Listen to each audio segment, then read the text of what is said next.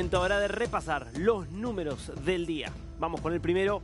que nos lleva a la República Islámica de Irán y un número que estremece, que ya son 29 ejecuciones en el lapso de una semana, menos de una semana. Irán viene posicionándose como uno de los países del mundo que mayor número de personas ejecuta año a año, una competencia que tiene a China, según, por ejemplo, los números de Amnistía Internacional, como el país que lidera aquí, aunque nunca se sabe a ciencia cierta por la oscuridad que hay en este punto en la información pública que viene desde China, pero después aparece Irán segundo, superando incluso a Arabia Saudita, que durante muchos años fue el país que estaba secundando allí a China. Muchos de estos ejecutados, de estas órdenes que se han dado en estos días de ejecución, son aquellos que fueron arrestados por protestar contra el régimen en 2022, en esas impactantes protestas que se vieron en todo el país por la muerte de Mahsa Amini, por la represión de la policía de la moral contra las mujeres por no utilizar o por no usar el velo islámico de acuerdo a las reglas muy estrictas que tiene este régimen. Bueno, cada vez más violento, como vemos en estos datos. Segundo número del día. Previsión de la OPEP, 1,71 será el aumento de la demanda global de petróleo el año que viene. Es una revisión a la baja porque se estimaba un número un poquito más alto respecto de cuánto se iba a incrementar en relación a este año. Aquí el dato central tiene que ver con una menor demanda por parte de China, por distintas razones. La verdad es que más allá de toda la discusión sobre la necesidad de una transición energética, sobre la necesidad de que haya energías menos contaminantes, el dato no tiene tanto que ver con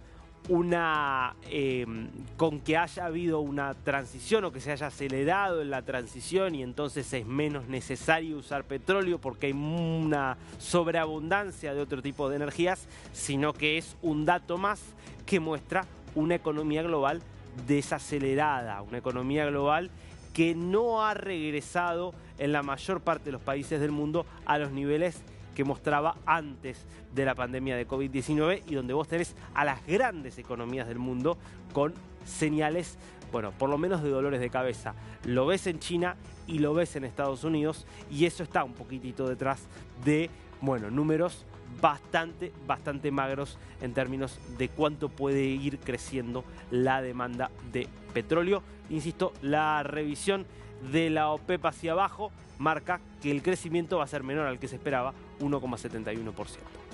Repasemos ahora las caras de este lunes y la primera es la de Ismael El Mayo Zambada, el jefe del cártel de Sinaloa, como sabemos, hace algunas semanas arrestado en una operación de película por la DEA porque fue arrestado en Estados Unidos y claro, la especulación respecto de cómo pudo haber sido arrestado en los Estados Unidos. Lo normal son arrestados en México y en todo caso después extraditados. Bueno,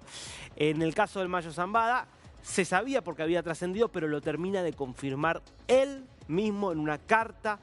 que hace pública en el transcurso del fin de semana, donde dice: aquí hubo una traición por parte de Joaquín Guzmán, del hijo del Chapo, que iba en el mismo avión. Recordemos que fueron arrestados juntos cuando el avión en el que viajaban aterrizó en El Paso, Texas. ¿Y qué es lo que confirmó en esta carta del Mayo Zambada? Que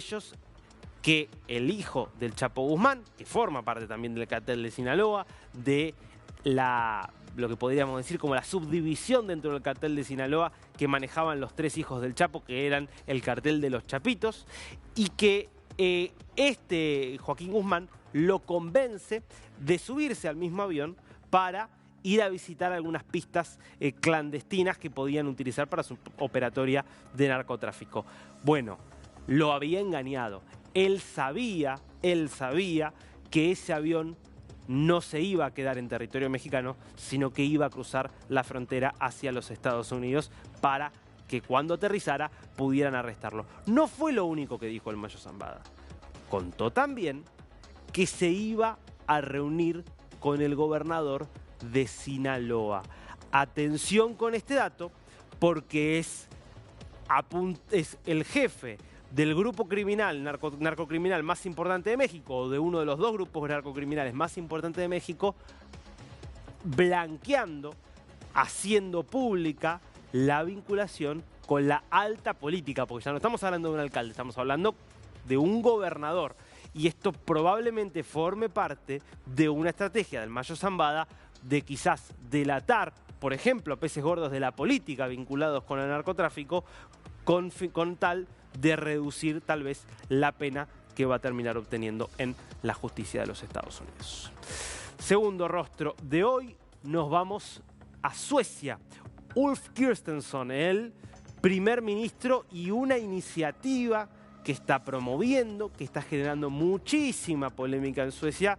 pero que marca lo que está ocurriendo hoy en el debate político y cultural europeo respecto de la inmigración, a lo que estamos viendo de forma brutal en el Reino Unido, que está viviendo el mayor estallido social en décadas, entre otras cuestiones por las tensiones que está generando la inmigración en Europa. ¿Cuál es esta iniciativa que forma parte del programa de gobierno y que quiere la administración de Kristersson que avance en el Parlamento? Una normativa que obligaría a todos los empleados públicos, sin importar el rubro en el que trabajen, a reportar sus encuentros con inmigrantes indocumentados. Es decir, no estamos hablando de un policía, por ejemplo, solamente que se pueda encontrar con alguien a quien le pide documentación y esta persona no tiene documentación porque ingresó de forma irregular al país solamente. Estamos hablando, por ejemplo, de que si un enfermero